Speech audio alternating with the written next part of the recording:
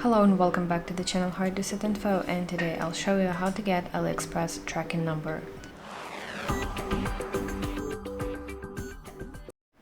So it's very simple. All you have to do is open AliExpress on your phone and go to your account at the bottom right corner of your screen. Then enter My Orders section right here. Now from this list you want to find exact order that you want to get your tracking number for. Then tap on it to open its details, and it should look approximately like this.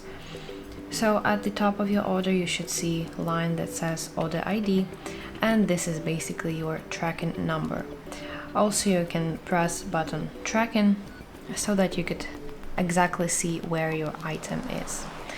So that's basically it. Thank you for watching, and if you find this video helpful, please like it and subscribe to our channel for more content like this.